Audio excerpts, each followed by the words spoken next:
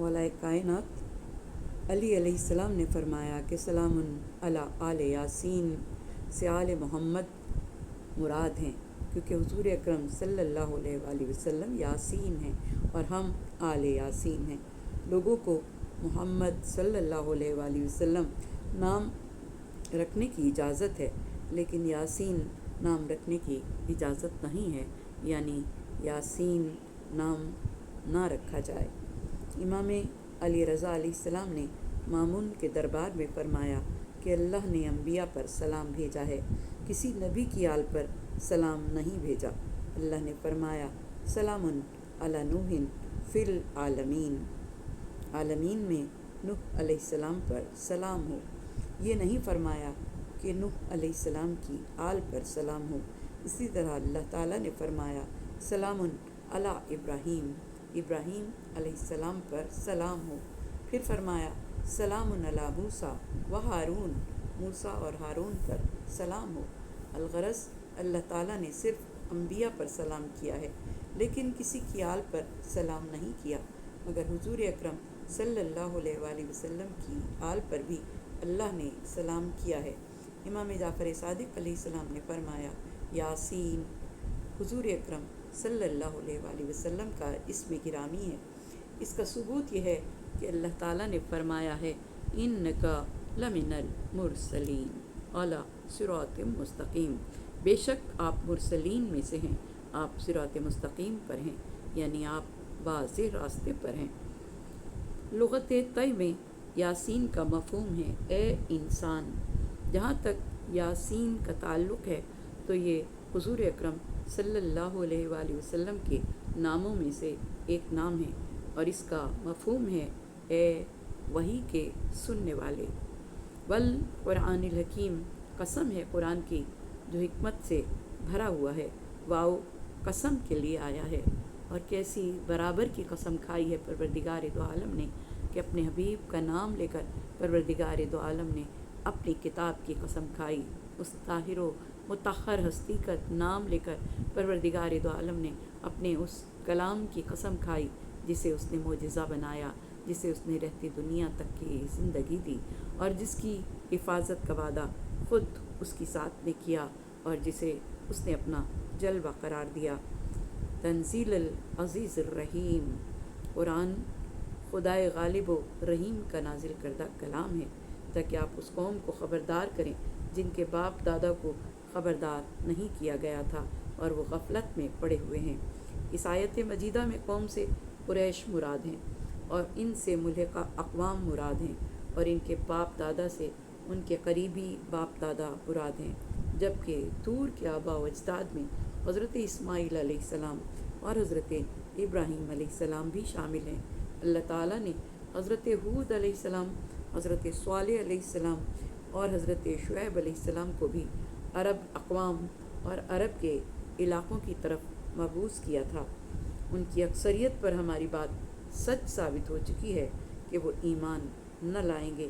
آیت نمبر 7۔ جو قول لوگوں کی اکثریت پر حق ثابت ہوا ہے وہ وہی قول ہے جو انسانوں کی خلقت کی ابتدا میں خدا نے ابلیس سے مخاطب ہو کر فرمایا تھا کہ میں حق بات ہی کہتا ہوں، میں تجھ سے اور تیرے تمام پیروکاروں سے دوزخ کو بھر دوں گا۔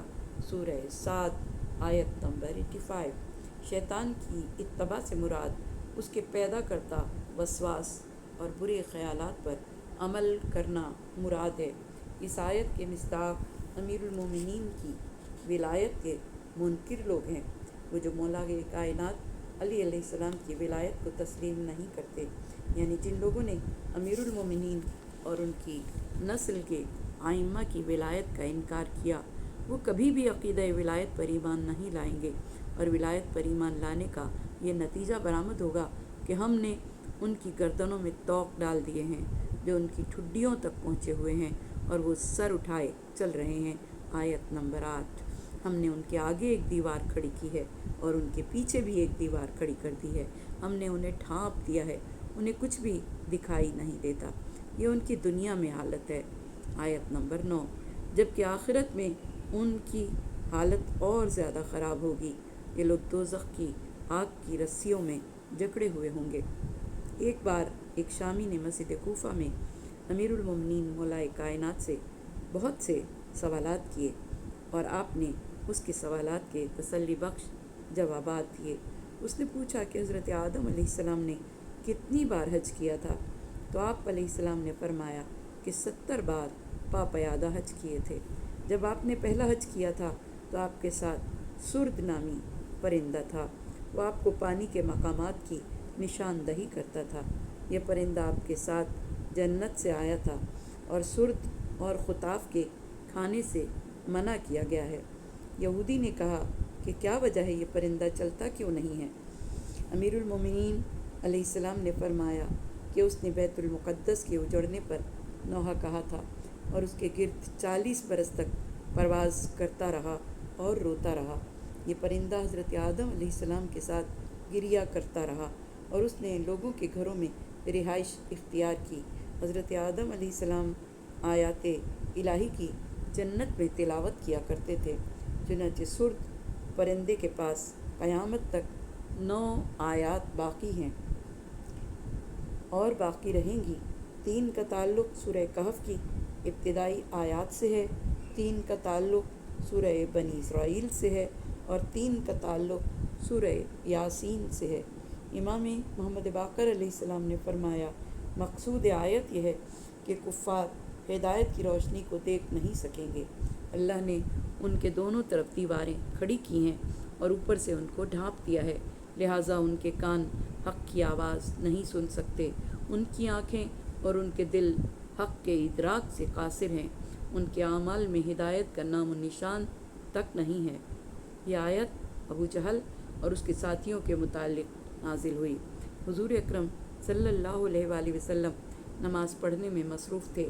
ابو جہل نے قسم کھا کر کہا تھا کہ اگر میں نے محمد صلی اللہ علیہ وآلہ وسلم کو نماز پڑھتے دیکھا تو میں ان کے سر پر وار کر کے ان کا سر مبارک زخمی کر دوں گا۔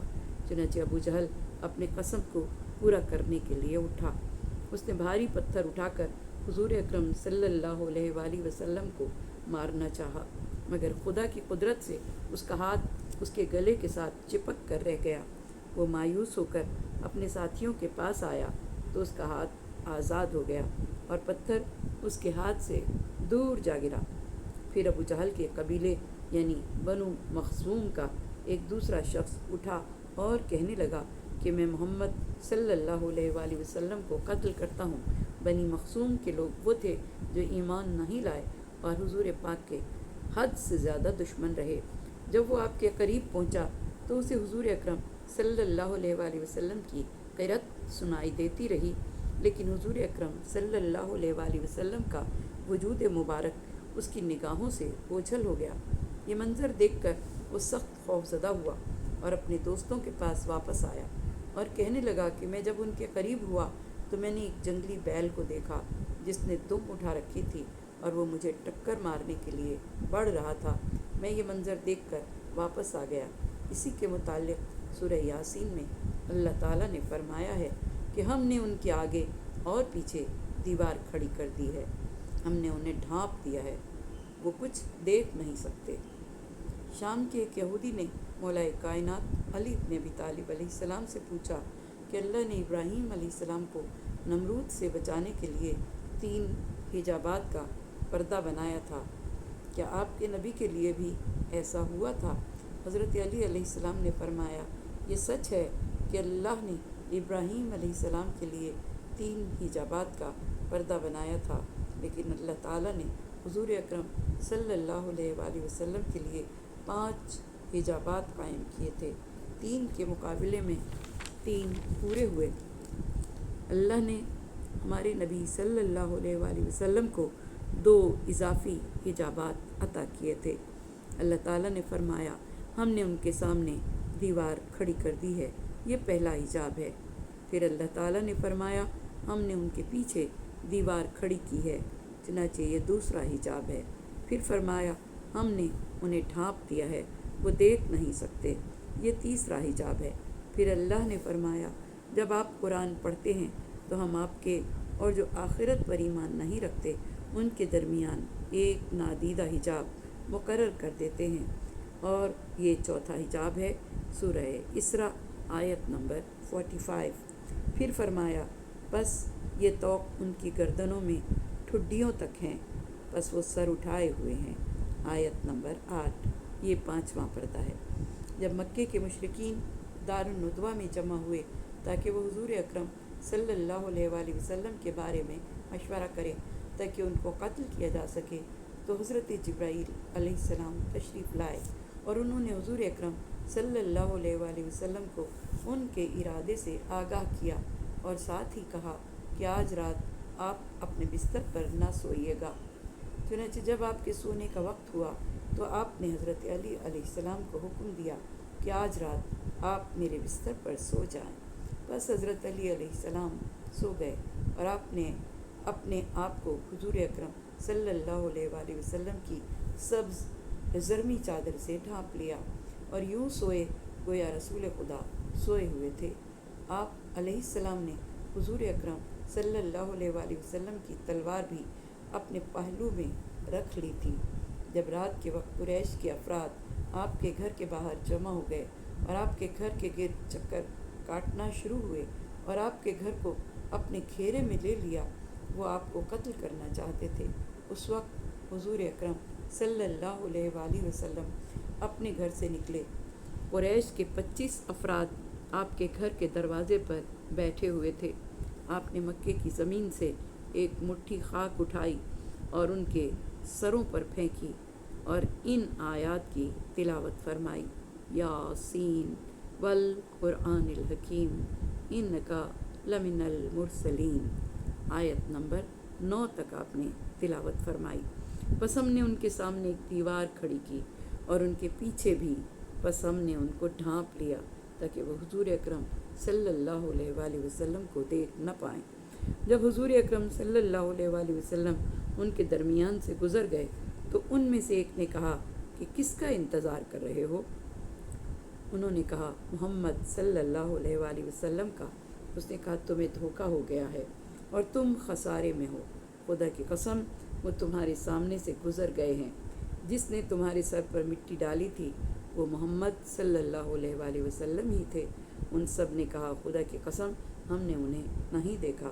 اس وقت سورہ انفال کی آیت نمبر 30 نازل ہوئی جس میں ارشاد قدرت ہوا: اور یاد کرو اس وقت کو جب کافر چالیں چل رہے تھے کہ یا آپ کو قید کر لیں یا قتل کر دیں یا آپ کو مکہ سے بدر کر دیں۔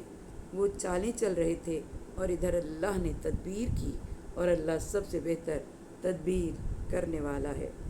بنی مخزوم کے کچھ لوگوں نے آپس میں عہد و پیمان کیا کہ محمد صلی اللہ علیہ وآلہ وسلم کو قتل کریں گے۔ ان میں ابو جہل، الولید بن مغیرہ اور بنی مخزوم کے چند افراد اور تھے۔ جب حضور اکرم صلی اللہ علیہ وآلہ وسلم نماز پڑھ رہے تھے تو انہوں نے ولید بن مغیرہ کو بھیجا تاکہ وہ حضور اکرم صلی اللہ علیہ وآلہ وسلم کو قتل کر دے۔ بس وہ چلتا ہوا اس مقام پر آیا جس مقام پر آپ صلی اللہ علیہ وآلہ وسلم نماز ادا فرما رہے تھے۔ اس نے آپ کی تلاوت کی آواز سنی لیکن حضور اکرم اس کو نظر نہ آئے۔ وہ اپنے ساتھیوں کے پاس واپس آ گیا اور ان کو اس کی خبر دی۔ پھر ابو جہل اٹھا اور اس کے ساتھ بنی مخزوم کے اور افراد بھی آئے۔ جب وہ سب اس مقام پر پہنچے جس مقام پر حضور اکرم صلی اللہ علیہ وآلہ وسلم نماز پڑھ رہے تھے مگر وہ انہیں نظر نہ آئے، آواز پیچھے سے آنے لگی تو مڑ کر آواز کی طرف چل پڑے۔ پھر آواز ان کے آگے سے آنے لگی، پھر مڑے مگر حضور اکرم صلی اللہ علیہ وآلہ وسلم انہیں نظر نہ آئے۔ اسی پر اللہ تعالیٰ نے یہ آیت نازل فرمائی: اور ہم نے ان کے سامنے ایک دیوار کھڑی کر دی ہے اور ان کے پیچھے بھی ہم ان کو اس طرح ڈھانپ چکے ہیں تاکہ وہ دیکھ نہ پائیں، اور ان کے لیے برابر ہے خواہ آپ انہیں متنبہ کریں یا نہ کریں، وہ ایمان نہیں لائیں گے۔ آیت نمبر 9 اور آیت نمبر 10۔ مقصد یہ ہے کہ کفار اللہ، رسول، ولایت علی اور ائمہ پر ایمان لانے والے نہیں ہیں۔ یہ آیت بنی مخزوم یعنی ابو جہل اور اس کے قبیلے والوں اور ان کے گروہ کے بارے میں نازل ہوئی اور یہ سب مغیرہ کی اولاد تھے جو حبیب خدا کے سخت دشمن تھے اور آپ کو قتل کرنے کے لیے ہر وقت طرح طرح کے منصوبہ بندی کیا کرتے تھے۔